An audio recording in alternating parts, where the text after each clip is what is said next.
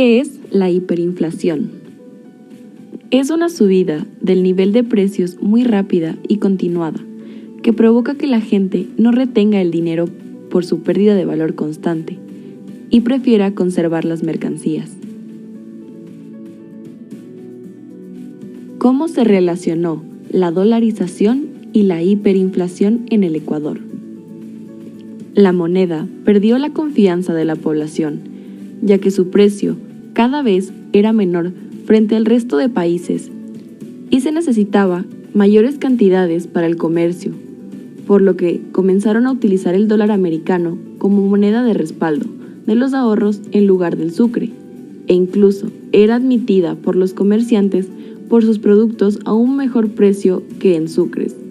De esta manera, la moneda ya funcionaba en el país antes de declarar oficialmente la dolarización. La inflación ha sido uno de los mayores incidencia e importancia en la historia económica de nuestro país. Se conoce como inflación aquel fenómeno de variación de costos y valor de los bienes.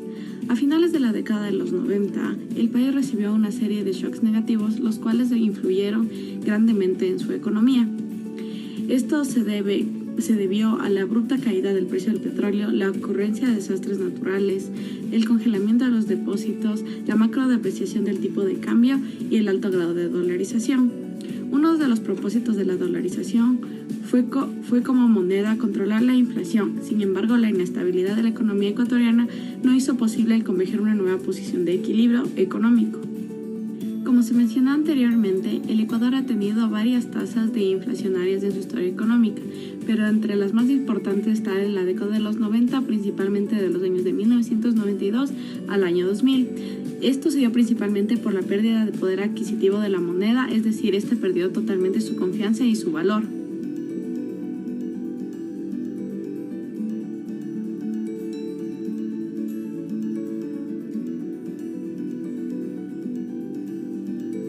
Inflacionarios son conocidos como factores influyentes en todos los ciclos económicos de los países. Nuestro país siempre ha manejado tasas muy altas de inflación, sin embargo el gobierno actualmente ha tratado de controlar el mismo de manera eficiente.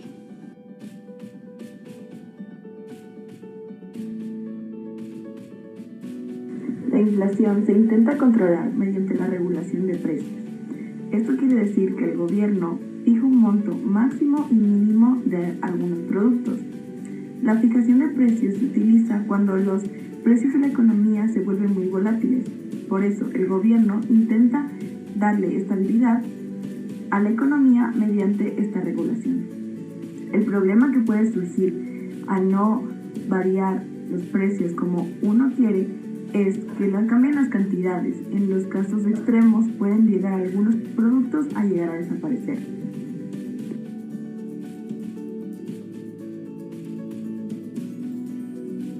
Si el precio mínimo determinado por el gobierno es mayor al precio de equilibrio, provocará que la demanda caiga y la oferta suba, es decir, que habrá una sobreproducción. Por otro lado, si el precio máximo establecido por el gobierno es menor al precio de equilibrio, la oferta va a caer y la demanda subirá, lo cual significa que habrá una falta de productos en el mercado.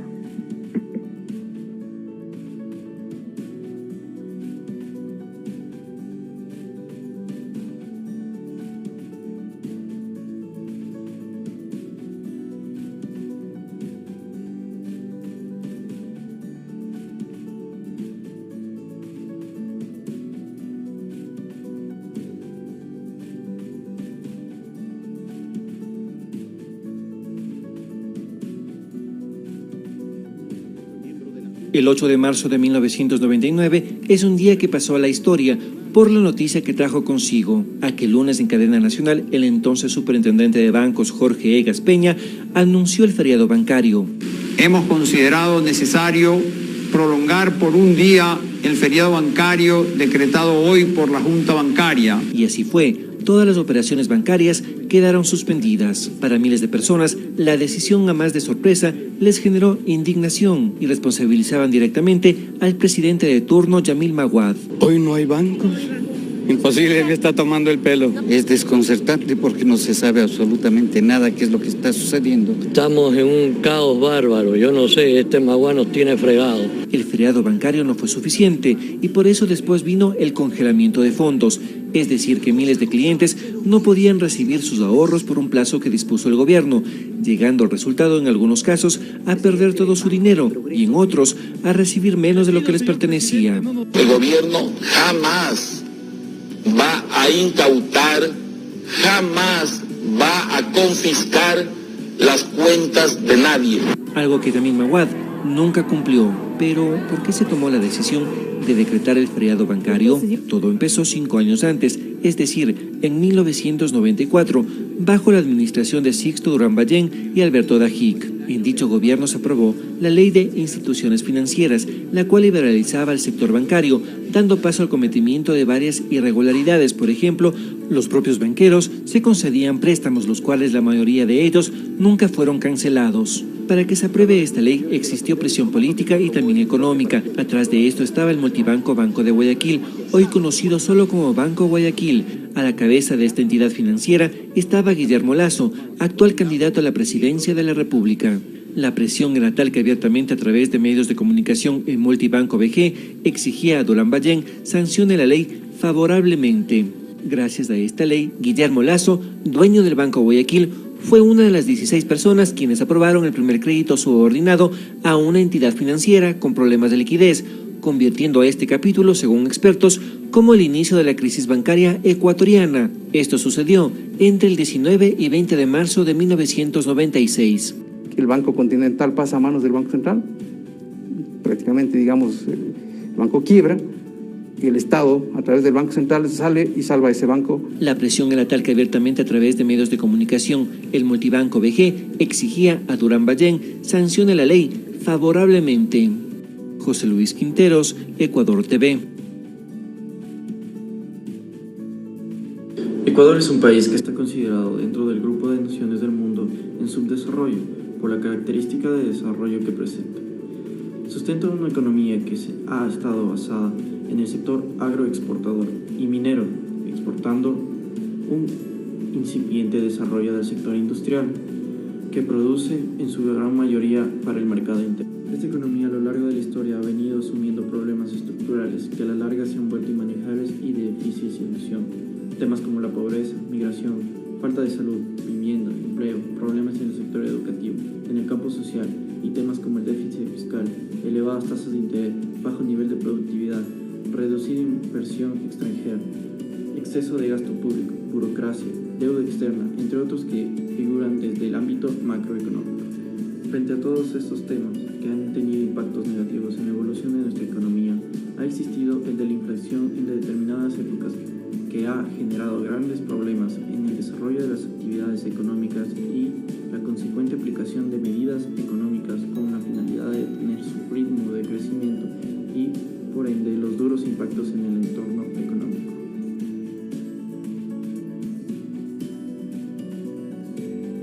Cuando cambiamos de sucres a dólares, sí nos afectó bastante a las personas que menos tenían. Les afectó bastante. A los que tenían en el banco, les afectó, les favoreció. Ya, eso es lo que puedo decir. ¿Qué es lo que más recuerda de la situación económica del país desde 1990 hasta el 2000, o sea, esa última década? La dolarización y los cambios que ha tenido los distintos gobiernos, ¿no? Que ha sido unos para bien, otros para mal. ¿Por qué razón cree que se implementó la dolarización? Pues saber por qué se implementó, a unos benefició, a otros dañó totalmente. Realmente el que tenía capital invertido en bancos le fue mal, y el que al contrario debía dinero le fue súper bien. Entonces, no sé, ahí fue algo político para ayudar a ciertas personas y a otras empeorarle la vida. ¿Y esto cómo le afectó a usted en su economía? Bueno, en aquel entonces no trabajaba acá formalmente, pero después sí vi el cambio de la dolarización para bien, o sea, porque sí se estabilizaron precios, porque antes era una inflación bastante, subía cada mes, cada 15 días. En cambio aquí hubo como una estabilidad de que el salario que se le paga a la gente, lo que uno gana y todo, pues ya como que puede uno hacer unas mejores cuentas de su presupuesto de gastos. Entonces creo que en este momento la organización es buena para la economía. ¿Qué es lo que más recuerda de la situación económica del país de finales del siglo XX? Gravísima, absolutamente grave, porque era una devaluación increíblemente, una inflación increíblemente alta, donde ya todo se transaba en dólares y ya la moneda del Sucre no servía para absolutamente nada. ¿Por qué razón se implementó la dolarización? Justamente para parar el índice inflacionario que teníamos, una hiperinflación, una hiperdevaluación y la pérdida de confianza en la moneda ecuatoriana. La gente ya no quería el Sucre. ¿Cómo afectó esta transición a su economía? Uy, sustancialmente, porque obviamente si bien el poder adquisitivo en sucres estaba muy venido a menos, con la dolarización en relación a 25.000 sucres por dólar fue un golpe bastante fuerte, bastante duro.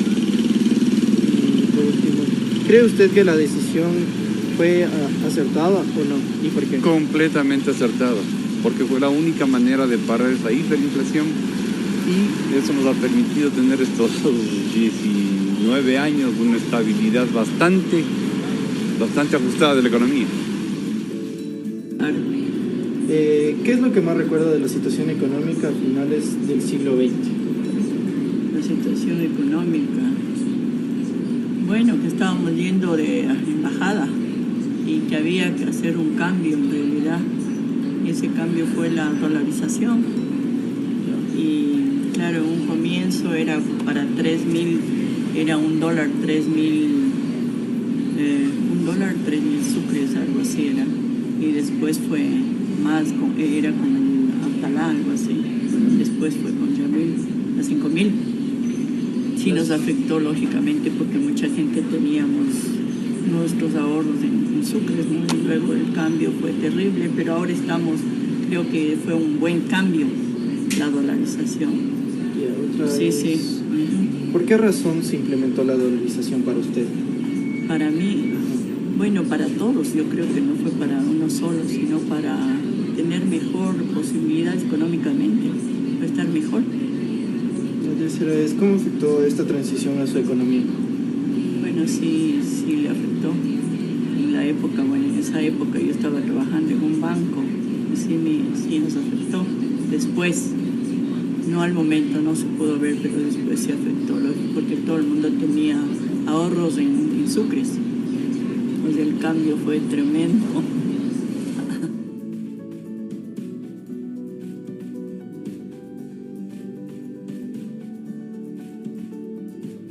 Para medir la inflación se utilizan ciertos índices, entre ellos el deflactor del PIB o deflactor del Producto Interno Bruto y el IPC o índice de precios al consumidor.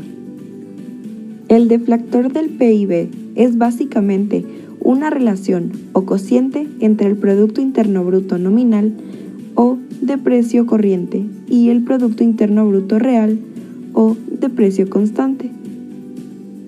El PIC, por su parte, es un índice de precios de los bienes y servicios que normalmente son comprados por los consumidores. Se calcula utilizando una canasta de bienes que se ponderan junto con sus respectivos precios.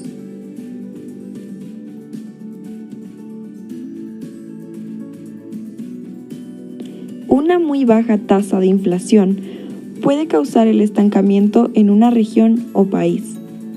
Los niveles de inflación controlados o relativamente bajos pueden estimular la inversión del capital y pueden contribuir al crecimiento. La inflación negativa puede reducir las inversiones de capital y llevar al estancamiento económico. Pero el peor escenario de inflación está representado por la hiperinflación, pues la moneda pierde en cuestión de horas su poder adquisitivo.